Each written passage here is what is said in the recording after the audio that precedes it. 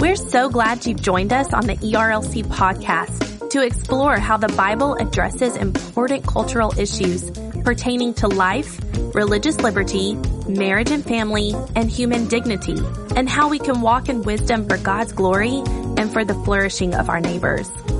If you're enjoying this podcast and find it helpful, please leave a review wherever you listen. This will help more people find and benefit from what we're learning together. We are grateful for the time you take to join us for these conversations.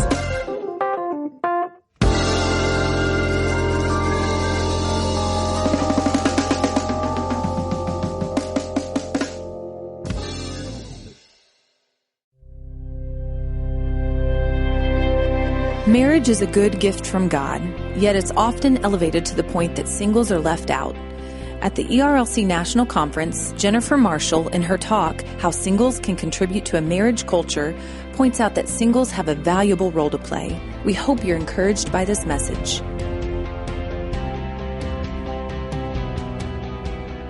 Married people will often say that marriage is very hard work, and I'm in no position to second guess that, so I take it at face value.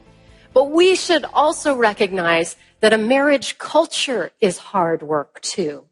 And all of us need to be working on that, whether we are married or not. For single women, it means examining the cultural assumptions that are carrying us along to make sure that our individual choices reflect our core beliefs about marriage, both as a cultural matter and in our own lives.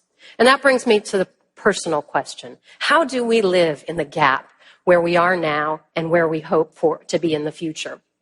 Now, I know we live in the era of GPS, but I'm going to ask you to do a little drift back into history to remember that ancient tool and artifact called the Road Atlas. Do some of you remember this?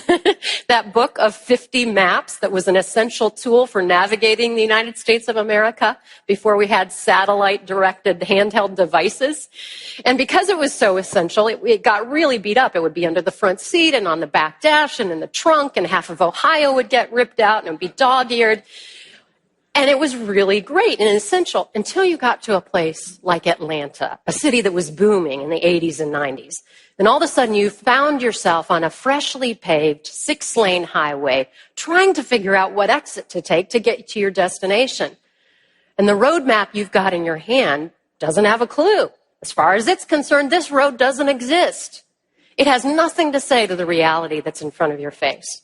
Well, that's how many young men and women feel as they're trying to navigate single life, and they are way off the mental map of anything they expected to meet in life.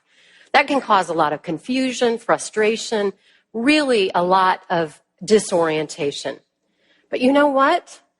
Maybe it's not a bad thing for us to be off the map of our mental expectations if it causes us to navigate by something more fixed, and to find a compass that will be more sure than simple tradition or what we expected life would bring about.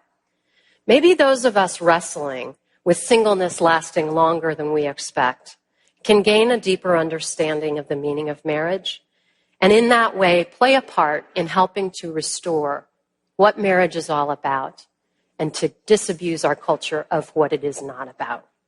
Even while we're unmarried, our outlook and choices are helping to shape the way that our culture looks at marriage. So let's look at singleness as stewardship. And how would that affect how we look at marriage? Let me suggest 3 ways. One of the most important ways is this. Marriage is not about self-validation. Marital status does not define your worth, and it doesn't define mine.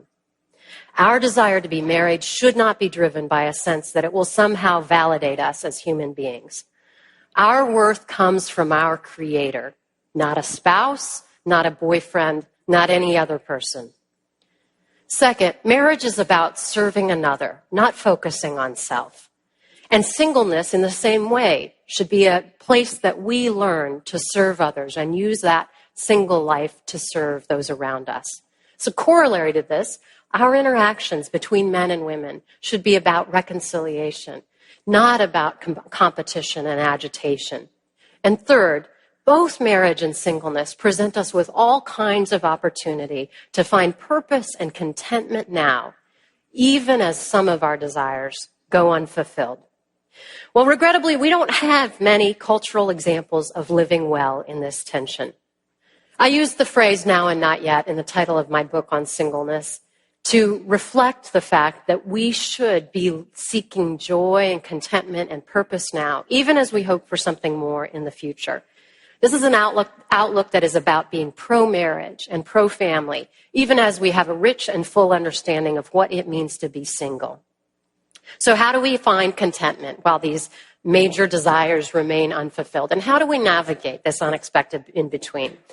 Well, let me offer this. As human beings, we have a strong sense that we are made for a purpose, that our existence is linked to something beyond ourselves, beyond our physical existence, beyond the world around us. It rests in the conviction that there is a grand design to our lives, that that design has an author, and that the design is about seeking Him. Each of us is created with gifts and opportunities to use them in the pursuit of that God-given design. Discovering those gifts and passions is the great adventure of life, and single life offers us extraordinary opportunity to explore that with freedom. So we have the opportunity in the midst of single life to live full of joy and meaning, not to be defined by the absence of something in our lives. Marriage may be a part of our lives one day, but while it is not, we should be focused on the gifts, responsibilities, relationships, and opportunities that we have right now. The way we live as singles is a matter of stewardship, not just for ourselves, but for those around us and for our culture at large. And as we learn to live with a heart poised between now and not yet, we will live single life well in a way that can help to restore a culture of marriage.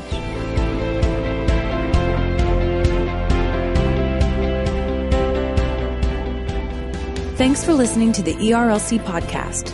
To subscribe, visit ERLC.com and be sure to check out our upcoming national conference at ERLC.com/events.